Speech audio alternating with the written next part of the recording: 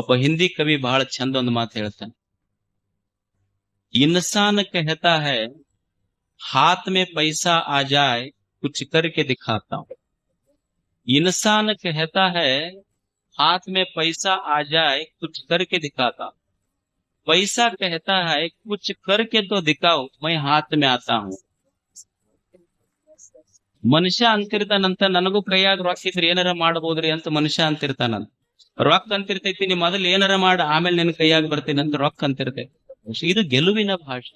ಒಬ್ಬ ರೈತ ಇರ್ತಾನ, ಅವ ತನ್ನ ಹಾಡ ಸರಿಗ್ ಹಾಡ ಹೋಗ್ಬೇಕಾಗ್ತದೆ, ಕಷ್ಟಪಟ್ಟು ದುಡಿಬೇಕಾಗ್ತದೆ. ಭೂಮಿ ತಾಯಿಗೆ ಯಾವಾಗ ಸಂತೃಪ್ತಿ ಆಗ್ತದಂದ್ರ ಲಕ್ಷಾಂತರ ಮಳೆಯ ಹನಿಗಳು ಈ ಭೂಮಿ ಮೇಲೆ ಬಿದ್ದರೂ ಭೂಮಿ ತಾಯಿಗೆ ತೃಪ್ತಿ ಆಗುದಿಲ್ಲ.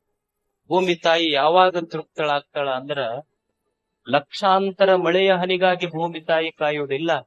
ಭೂಮಿ ತಾಯಿ ಕಾಯುವುದು, ಭೂಮಿ ತಾಯಿ ತೃಪ್ತಳಾಗುವುದು ತನ್ನ ಹಿರಿಯ ಮಗ ರೈತನ 2 ಬೆವರಿನ ಹನಿ ನೆಲಕ್ಕೆ ಬಿದ್ದರೆ ಸಾಕು ಭೂಮಿ ತಾಯಿ ತೃಪ್ತ.